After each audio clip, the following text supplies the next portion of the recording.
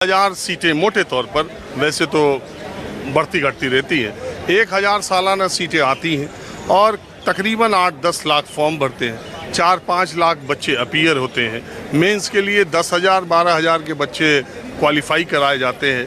1:10 का रेशियो रहता है और इसके बाद मेंस के बाद इंटरव्यू के लिए 1:3 का रेशियो रहता है। करीब 3,000 बच्चे मेंस क्वालिफाई करते हैं और 1,000 फाइनल सिलेक्शन पाते हैं। उन 1,000 बच्चों के लिए 5 लाख अपीयर होते हैं और उन 5 लाख बच्चों में से 1 लाख से ज़्यादा बच्चे हर साल अलग अलग कोचिंग इंस्टीट्यूट्स में होते हैं और किसी भी कोचिंग इंस्टीट्यूट की सालाना फीस या एक सेशन की फ़ीस 1.5 लाख 1,80,000 रुपये से कम नहीं होती। ये एक बैच का मसला है। अगर आगे पीछे के 2-3 बैच और मिला दिए जाए तो तकरीबन 3-4 लाख बच्चे पूरे देश में सिविल सर्विसेज की कोचिंग इंस्टीट्यूट्स में एडमिशन लेते हैं और पढ़ाई करते हैं। एक से एक कई कोचिंग इंस्टीट्यूट्स ऐसे हैं जिनका सालाना टर्नओवर 200 करोड़ रुपए से ऊपर है।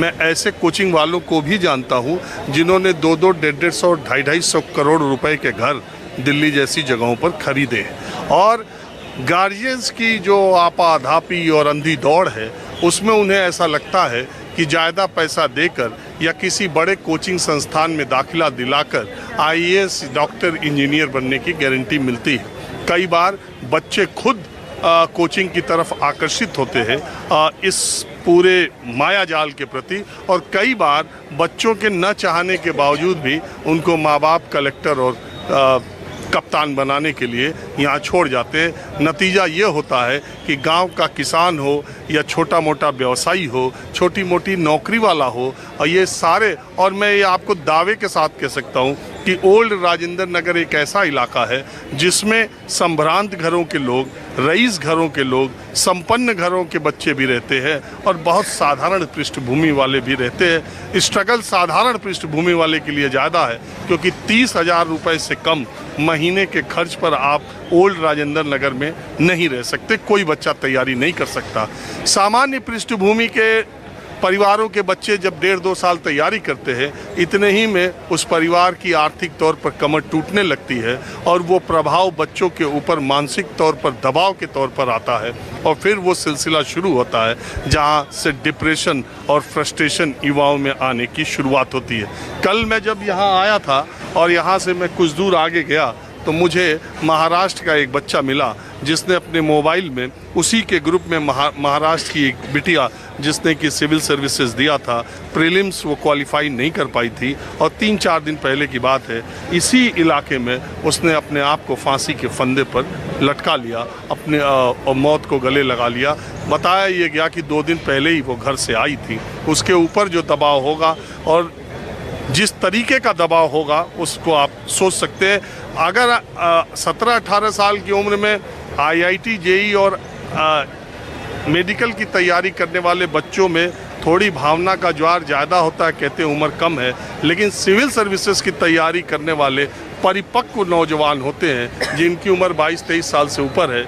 लेकिन ये भी एक समस्या के तौर पर है और मैं जिस युवाओं के इस समूह में खड़ा हूँ इसमें ज़्यादातर वही बच्चे हैं जो सिविल सर्विसेज की तैयारी कर रहे हैं और इन बच्चों के सामने एक बड़ा सवाल ये है कि कोचिंग इंस्टीट्यूट्स में ये आए थे कलेक्टर, कप्तान बनने और इन्हीं के बीच के 3 बच्चों का शव उनके घरों को पहुंच चुका है। घर में मातम है, एक अलग तरह का पूरे गांव देहात और आसपास के इलाकों में मातम है, डर है, खौफ है। और अगला सवाल ये है कि इस भ्रष्टाचारी सिस्टम ने जो ये सारी व्यवस्था यहाँ बनाई है, ये MCD, ये जो स्थानीय प्रशासन ने 3,000 बेसमेंट में ओल्ड राजेंद्र नगर में जो एक एग्जिट और एक एंट्री पॉइंट से बायोमेट्रिक से चलने वाली लाइब्रेरीज थीं और जिसमें 40-50 की संख्या में बच्चे पढ़ते हैं, क्या इस इलाके के ACP को, क्या इस इलाके के इंस्पेक्टर को,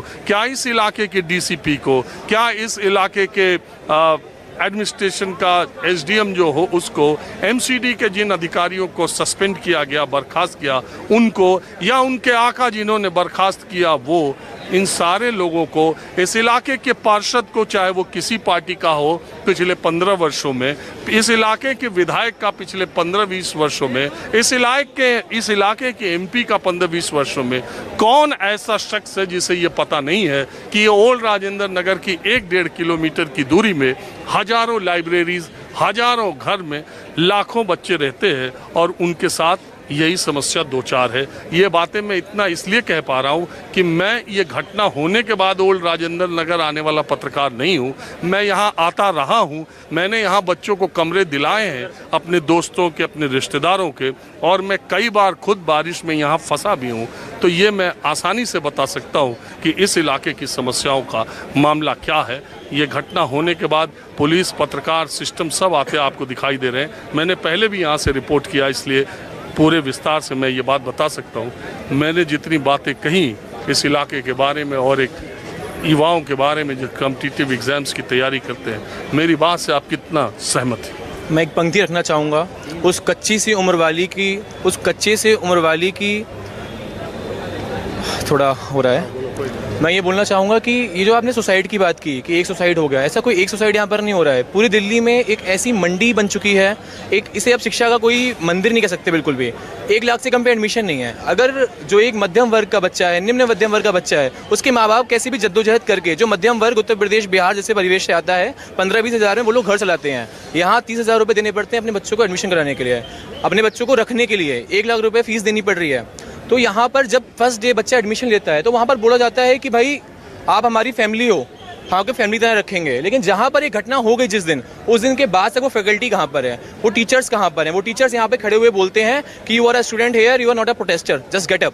तो अगर इस प्रकार की संवेदनहीनता दिखाई जा रही है तो इसके पीछे वो फैकल्टी भी उतनी जिम्मेदार है जितनी जिम्मेदार कोई एमसीडी है या जितनी दिल्ली सरकार जिम्मेदार है। और साथ में मेन बात यह है कि सब कुछ, सबके पास अपना अपना लाइसेंस है, लेकिन लाइसेंस है स्टोरेज का, लाइसेंस है पार्किंग का, वो भी अपने काम पे पक्के हैं और जिनने घूस लिए वो भी अपने काम पे पक्के हैं। जब तक मौत नहीं हुई तब तक कोई यहाँ पर नहीं आता है, बात नहीं करता है। जिस दिन मौत हो गई, अभी पिछले हफ्ते पटेल नगर में एक मौत होती है, एक विद्यार्थी था 25 साल का, नीलेश राय नाम का, वहाँ से वो निकलता है, बगल में लोहे का गेट उसने पकड़ा और इलेक्ट्रोफाइट से वो बेचारा खत्म हो गया। तो वो क्या था? तो एक लाइन यहाँ पर है कि गाँव का वो ज़हीन दमका सड़क के बनने पर क्यों खफा था, जब उनके बच्चे शहर को गुजरे और कभी ना लौटे तो लोग समझे। उस कच्ची सी उम्र वाली के फलसफे को कोई ना समझा, जब उसके कमरे से लाश निकली, खुतूत निकले तो लोग समझे। इसी के साथ साथ मैं अपने सभी भाई बहन जो भी गए हैं और जो कल भी मरने वाले हैं, मुझे लगता है ये सिलसिला रुकने वाला नहीं है। 4 दिन यहाँ पर मीडिया रहेगी, 5 दिन यहाँ पर प्रशासन काम करेगा, 6ठे दिन फिर से वही रिश्वत, वही घूस, और वो सिस्टम बना हुआ है, वो सिस्टम कहीं से पिघलने वाला नहीं है। ये घूस का तंत्र चलेगा और आगे भी लोग, माँ बाप जब भेज रहे हैं अपने माँ बाप को, तो ये ध्यान रखें कि अपने विद्यार्थियों को, अपने बच्चों को पढ़ने के लिए भेज रहे हैं, ठीक है 10-12 IAS बन जाएंगे, लेकिन जो 100-200 यहाँ पे मारे जा रहे हैं, शहीद हो रहे हैं, इनके लिए बोलने वाला कोई नहीं है। कहाँ है विधायक दुर्गेश पाठक, कहाँ है एमसीडी की मेयर? कोई नहीं है यहाँ पे। केजरीवाल बोलता था कि भाई डबल इंजन की सरकार चाहिए, एमसीडी भी हमारी होगी, दिल्ली सरकार भी हमारी होगी, तो कुछ भी होने नहीं देंगे।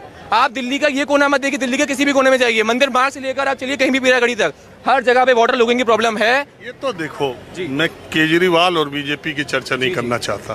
15 साल एमसीडी में बीजेपी भी रही है, केजरीवाल क्या है 2 साल हुए। केजरीवाल ये नहीं कह सकते कि 15 साल एमसीडी ने क्या किया, और बीजेपी नहीं कह सकती कि 2 साल में केजरीवाल ने ये सारे नाले ठूंस दिए और ये चलना।